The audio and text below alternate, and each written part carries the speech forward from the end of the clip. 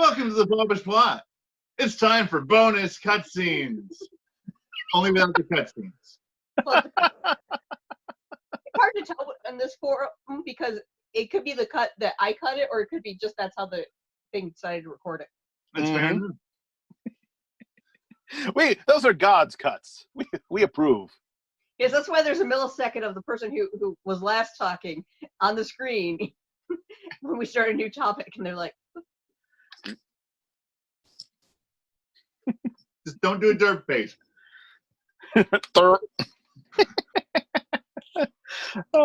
Before all of this unpleasantness, I was at a large multi-church meeting, people who are involved in lots of different ministries, and they were being addressed by our new sheriff. And he couldn't be there in person, so we recorded just a quick keep up the good work, guys. And the audio was perfect.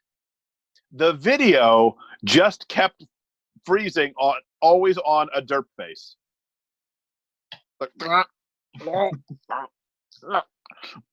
While this very smooth dialogue continued underneath. well, like 90% of finding the right thumbnail is finding a picture in which everyone in it looks, smiling and happy, and they're, either looking at the camera or looking at something that's, logical and not just Scroll. like, this one, they're smiling happily, and this person looks like they're sneezing. Well, that's like an Easter picture. Everybody's smiling, but Nate's face is mostly blocked by one of the kids. So then we redo it, and Nate and Jess are smiling. One of the girls just has a really, plain face, and the other one has hair blowing in front of it because of the wind. No. If you can get the children to do good faces, always go with that picture, regardless That's of what the the picture adults we look like. Yeah. Actually, I sent them both to my mother, so. Mm-hmm. Well, it could be like, I forgot, I think it was for Christmas Eve Mass, where the camera directions from father is, if anyone's, goofing off and being silly, go and, put the camera on them, for the little kids. And I'm like, put it on father now. He said anyone. Put it on father. He's texting. He doesn't text during Mass, although somehow he is watching the live stream Mass, and it pops up on the screen of who's watching as he's processing. I'm like, is he like with his camera checking it on his phone? Maybe Cindy's at home watching on their computer. It's possible. And it just happens to be his account. There are a number of people where it's like, who is actually this one? Because it could be, them, it could be their spouse, it could be their kid. For Holy Redeemer itself, anyone who works at the parish might be the person who's in that. It's like when I'm on Twitch. Who it says I am on Twitch is entirely dependent on which device I happen to be watching Twitch from, because I have 3 different accounts on 3 different devices. Well, it highlights a little bit of the modern schizophrenia we have with all of our online identifications. Well, am I posting this as me? Am I posting this as the Popish plot? Yeah, well, when I originally set up an account, I had set one up for me to go and kind of figure out how it all works. But then we had some friends that were doing stuff, and I wanted them to know that it wasn't just me that was there, it was us. So I made one for the family. And then I went and made one for the Popish plot, because I foresee that at some point in time, we will actually do some degree of live streaming.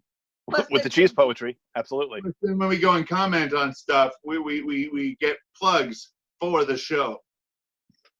Inadvertently. I don't do it to intentionally get other people to plug my show. Plug our show! I simply did that and then suddenly realized, hey, when I do that, they say the show's name.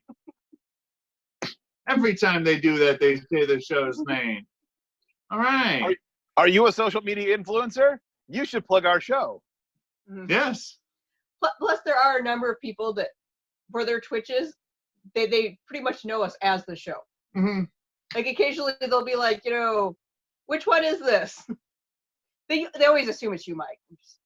Well, that's just Father Brad. Oh. Father Brad Doyle always, whenever he thinks of the Popish plot, thinks of Michael Wilson. He just hasn't had the opportunity to interact with you guys. Well, I've interacted with him a little bit through a Twitch stream that we were both on, but Sure. not very much. It was a fairly busy stream, so he was fielding comments from a lot of other people. Well, he's got a Thursday night trivia game On Twitch?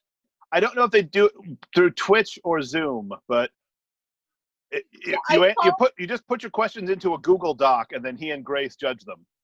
Oh. Yeah, I saw information on that, like, Friday morning after they did it. And I'm like, I may need to go looking for that.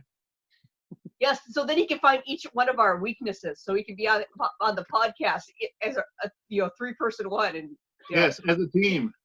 or against each other. And he's like, all right, we're gonna go with church fathers because Nate is a little. Is it Aquinas? It's not Aquinas. Augustine. No. Timothy. No. Timothy. Augustine, can you be more specific? No. Justin. Like, Justin only pays attention to councils where Santa Claus punches Arians. So Linus. Line is Clement. Are you just reciting the Roman canon? I am. What? It's shorthand.